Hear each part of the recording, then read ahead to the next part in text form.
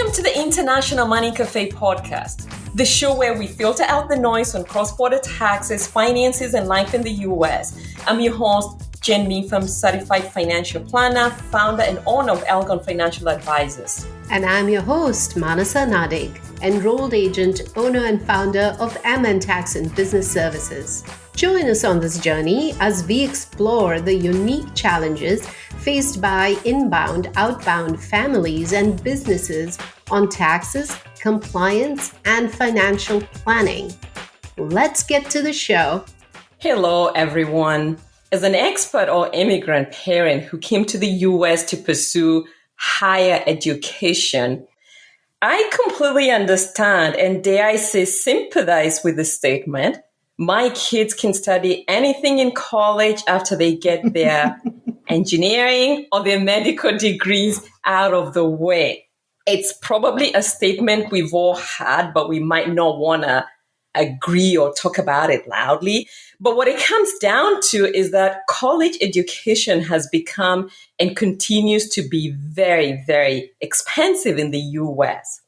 College debt is a big issue, which is compounded by some of our wishes and desires. Which brings us to today's topic. How do we approach the college discussion, which includes things like college choice? How do we approach the whole question of funding it, way that makes the most of the current opportunities while not leaving us completely broke? Yeah. As a general rule, Jane, most parents want their kids to go to college. Definitely most immigrant parents want their kids to go to college. And if we want to go back and look at the statistics, there's the Institute of Family Studies research, and they have seen that immigrant parents have even higher expectations that their kids will not only get just an undergraduate degree, but will go on to get a graduate and a professional degree and maybe even further. But first, let's talk a little bit about some of the stats we have seen on college debt. From educationdata.org, here are some of the stats. Student loan debt, this is super high in the United States. It totals $1.766 trillion. The average federal student debt balance is $37,718. And if you include private loan debt, that could be as high as $40,500. We know almost 52% of students who have taken on student loan debt. But what's concerning is they sometimes begin to think that it was not worth it. These are concerning statistics, of course. But what I would like to know, Jane, is did you end up with student debt? That's a great question. I did not. And this is simply because when I was attending college as an international student, I really did not have the option of applying for federal student loans, which I understand, especially today, makes it very tricky for incoming international students. So I did not have a chance to actually apply for the loans, which means I really had to get creative to get things out. But at the same time, I know it's really difficult if I look at an international student coming into the country now because costs have really, really gone up. For example, I was looking at some stats the other day. An average Ivy League school, which I know everybody wants to attend, is now charging anywhere between $76,000 and $85,000 a year. Yeah. Those are very high numbers. And even if you're not looking at Ivy League schools, even the second tier United States universities are charging quite a lot in fees for international and or out-of-state students. So that's definitely crazy, especially when you consider that this is only undergraduate education. Let's start off by talking about how to mitigate some of this debt. What can you do? How can you save for college? And then let's discuss some other options of maybe attaining the same goal, but probably not paying as much. I don't know. So let's see how we get there. Back to you, Jane. Where do you want to start? I love it. So what I'm going to do is let's start actually, as you said, talking about how we can save for college. I'm actually going to start with one of my favorite accounts. This is the brokerage or the taxable account. What I love about this account, it's probably the most flexible investment account out there. As long as you leave stuff in there for more than a year, you end up paying capital gains taxes. Obviously, if you invested in the account and you sell before the year is over, you end up paying ordinary income tax. But the thing I love about it is the flexibility. There are no penalties for taking the money out early. You can go to whatever school you want to go up to, and including schools outside the US. It's perfect for some of our clients that we work with if, let's say, you don't have a social security number or an ITIN number, which I know when you start talking about some of the other options, that becomes really critical. If, let's say, I'm working with a foreign national who's on an H-1B visa and they have to wait a long time before they can get their green card or any one of those things, and they still want to continue saving for college, and their kids were born overseas, this is actually one of the best ways for them to start saving for college. Obviously, if they already have the social security numbers, the kids were born here, the other investment account I'd like to think about, or I want to propose or talk about, is what we call the custodial accounts. These go by the name UTMA, UGMA, and we'll talk about them in a future episode. The key thing with these accounts is that even though you as a parent are the custodian, technically the kids own the account. When they get to 18 or 21, depending on your state, they own the money. And if they choose to go to Vegas, they can go to Vegas and spend all the money, or they can use it for college. So something to keep in mind as you're considering what option to go with. Manasa, let me pass it back to you because I know there's one you really like and you want to talk about. Yeah, and the one that you can't spend in Vegas. Yes. The one that I like to tell my clients about is, of course, the 529 plan. And why I like the 529 plan is over the past couple of years, it has now opened up where you can use the funds from a 529 plan for maybe even K to 12. If you wanted to send your child to one of those private schools, then you can use money from this as a qualified expense. And the 529 plan grows tax-free. You put money in, it grows tax-free. Of course, there's a caveat. You have to use it for qualified educational expenses. But some of the plans can be a little more flexible where you could use it for housing and lodging and other books and stuff like that, which you have to look into before investing. The other type of plan, which is a little more restrictive than a regular 529 plan, is a prepaid college plan. Let me give you an example here. In Michigan, where we live, there is a plan called the Michigan Education Trust, which is the MET. Now, the MET is a prepaid college plan where the total that you put into the fund is determined by how old your child is and when they will go to college, and all of those calculations that go into it. This, of course, can be opened in any state, but usually you get a tax break for putting money into these plans just on your state tax return. If you live in one of those states which taxes you, like Michigan, Georgia, etc., a lot of them, you could look into that.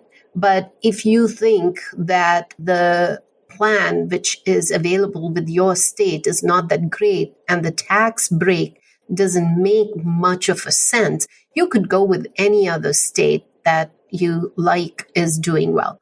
That could be an option as well. You have to keep in mind that there is an aggregate maximum that you can put into these plans, and each of those is determined by the state, obviously, where these funds are located. It could go anywhere from $235,000 to $550,000, and you could trigger a gift tax if you put more than $18,000 for 2024, which is the annual gift tax exclusion. So you should be mindful about those things, but still, it's one of the good options for putting money away and getting a tax break for education expenses. Back to you, Jane. What can you think of any other options? And I know you're waiting to talk about this one. I know, but before I talk about the one we want to talk about, let me say one more thing about the 529 plan. Now, there are actually something like over 400 foreign institutions where you can actually use the money. You're not restricted only to the US colleges. There's a list that allows you to actually use that money to attend schools overseas. If you're thinking of a school overseas and you really want to use a 529, it's worth taking a look at this list to see if your college is on the list. Another thing I do want to add, and it's fairly new, because one of the questions that people ask is, as Manas has said, this is one you can't take to Vegas, but it does mean if you don't use the money, you could be penalized. There's now a new rule that says some of this money can actually be converted into a Roth account. But of course, there's some restrictions and some rules around it for the beneficiary. So absolutely worth thinking about. The one I do want to talk about is actually using a Roth account for college saving. In 2024, the number has gone up. You can actually put in 7,000, and the money grows tax-free. You can actually withdraw your contributions anytime without a penalty. I'm not saying you should, but you're able to do that. Also, you can take out the earnings and not pay a 10% penalty, but pay taxes if you want to use it for college education. And there's this rule that says if at 59 and a half, if open for 5 years, you can actually withdraw the earnings and pay for college penalty free.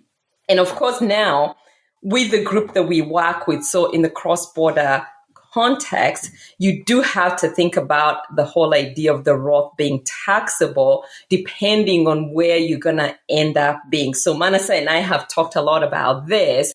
If you end up, let's say, moving to a country where we know the Roth can be penalized and you were thinking about using it for paying for your kids' college in the US, you kind of have to keep that in mind. So something to obviously always think about. Your immigration status does impact what we end up doing with everything up to and including college expenses or college savings. Manasa, let me pass it back to you. Which one do you want to talk about next? I think that I'm going to talk about the I-bonds next.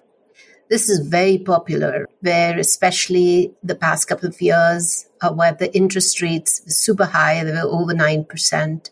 Right now, the interest rates have now come down, and as we're recording this podcast, it's at 5.27 through April of 2024.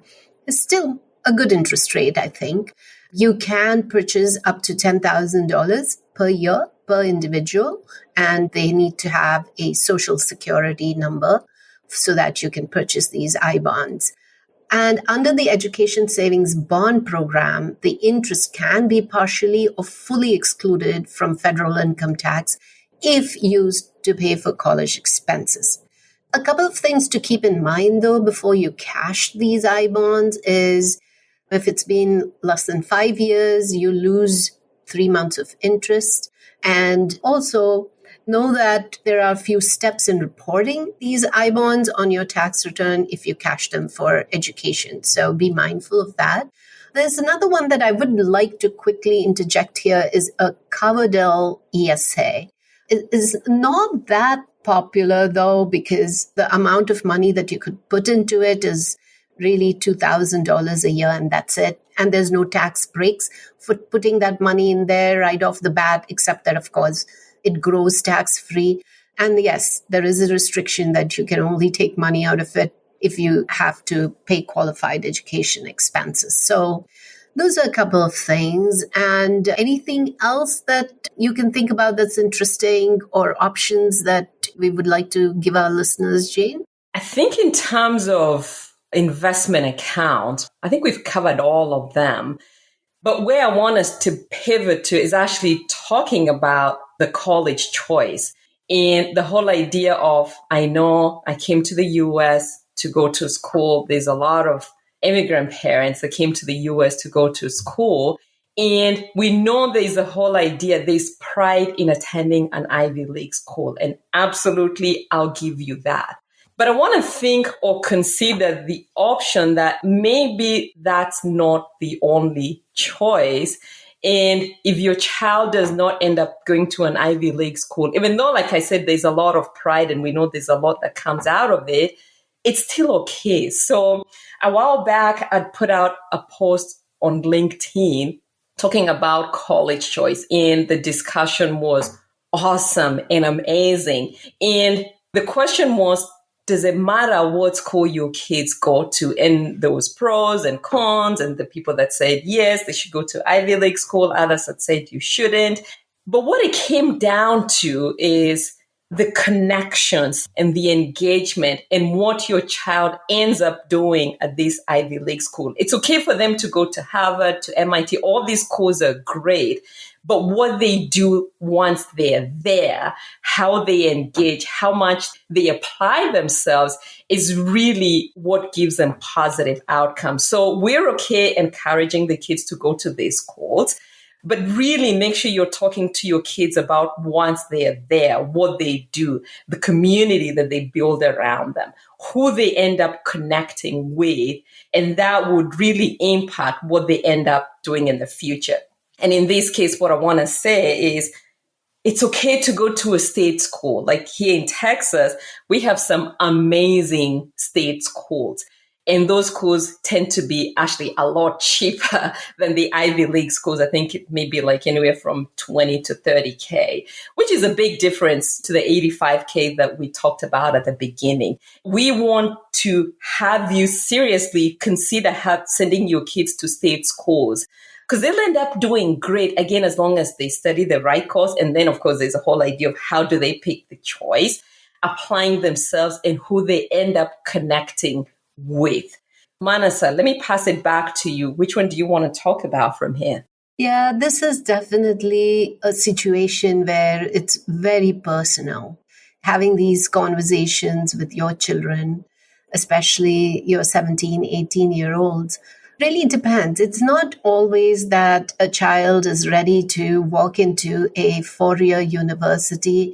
And even here in Michigan, we have like two really well-known schools, which are humongous. Like, I know for a fact that class sizes are almost 300 to 400 students in each class. It may not be that these are schools for every child. And then if that is the case, then a community college is definitely an option that's available. And I don't see that there's anything wrong with that. These are great options to have. Definitely lets your children explore their skill sets. And if you think, to what I was saying earlier, you're not ready to face a huge university, then it gives children time to settle into a routine of going to college and taking college classes and maybe even get to that point of maturity. And if not, just the overwhelm of dealing with these classes and take it at your own pace. I love that there is an option actually. And if you can, of course, save a ton of money because community college is much less expensive than either universities, state-run universities, or even Ivy League. The difference is marked in this case. And if your child is still trying to figure things out, they don't know what their major should be, and they are not really sure about what they want to do in the next 4 years, this is a good way to kind of get some of the stuff out of the way that you can maybe then transfer over to a 4-year university. Those are definitely community colleges are a great option, I think. And going back to one other option that you and I, Jane, were talking about just before we started recording, and this is something that is so unique to a lot of our immigrant foreign-born national clients, is that the familiarity of your home country. If your child can go back to your home country and study there, that's an option. You're already familiar with the country's education system, and you can guide your child, even though they may have lived and grown up and gone to school in the US. or not. They may already be familiar with that home country if they came here as a young child or later in life. And then the expenses. Think about it. If you are from the UK, you went to school in the UK, and your child is now going back there, think about the difference in expenses of what you would spend going to college in UK or maybe Australia or India or New Zealand, wherever, and compare it to what you would pay here in the US. That's an option. And I think that that's something that we definitely see a lot of people now beginning to explore. I think that community college, going back to your home country, and there are a lot of options in Europe and other countries as well as colleges. I would think that those are two good options as well. Jane, what do you say? I agree with you. And I think as we have more and more parents get shocked or sticker shocked by the price of colleges here, it's that last one, going back to your home country, is something that we seriously should consider as an option for our kids.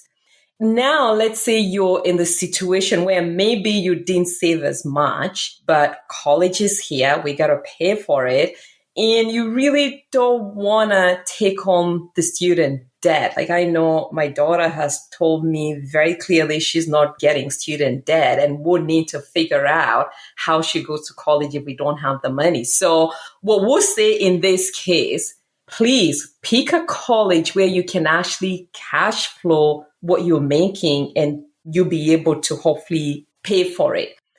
Include the kids in the financing aspect of it. Even if it's just getting them to get their own pocket money, they should be able to do some odd jobs here and there. And it does actually teach them a lot of discipline, things around time management, getting along with people. So absolutely get the kids involved. In addition, the one thing they should absolutely do, and they should spend a lot of time doing, is actually applying for scholarships. You see stories every now and again of a kid that got, I do remember this one, close to $1 million, just because they spent the summer applying for scholarships. And once you do the first one, it gets really, really easy. And by the way, this is not only before we go to college, even once they're there, as one of my daughter's friends said to me the other day, we don't ever stop applying for scholarships until you're done with school, which I thought was really, really wise counsel. It then brings us to the point where we have to say, okay, we've talked about all these funding options. The big question, how do we choose the schools or the colleges the kids attend? Manasa and I have seen a lot of options, and some of them did not consider cost. So I'm going to tackle the first one. The first one that I see is where we are the parents, and so we decide. And a lot of times, I do sometimes see prestige winning over common sense, because we as parents, we are trying to sometimes live our dreams through our kids. And I know my child best, and I'm going to pick the school that they go to. The other argument we use is, oh, our family tradition is we go to XYZ school, so little Johnny is going to XYZ school. And it doesn't matter what they're going to end up doing. They're going to XYZ school to pursue engineering or medicine or whatever the degree that we want them to pursue. The other one, and I think I've kind of just talked about it, is we select or we pick out the programs for them. And I think a term that a contact very close to Manasa used the other day was, these are dream children. We tell them go to XYZ and pursue X, and they do that.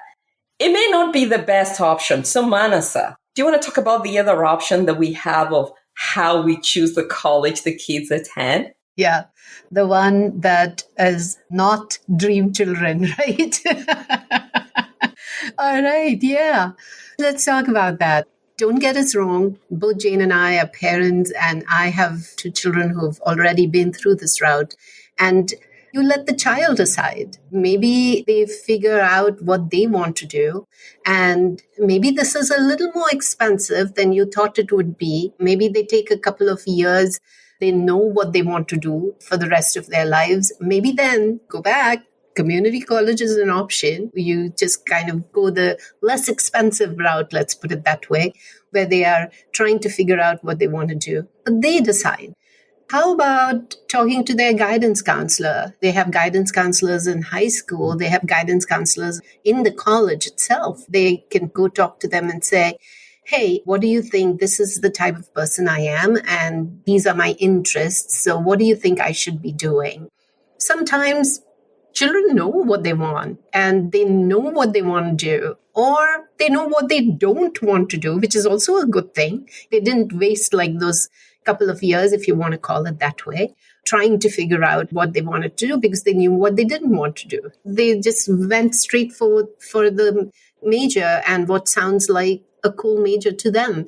That's maybe not a typical immigrant or a foreign-born national mindset, but I would think that putting more power back into the children's minds and hands and putting more control back into them and having these open discussions would definitely help the child or the student decide where they want to go and how to choose what they want to do. What do you think? I love that. And the next question that comes in, and I think maybe I suggest we do this as a different podcast or a different episode, is I'd love for you and I to actually talk about, because I know your kids are already done with college, how you went about making the choice. I have 2 kids.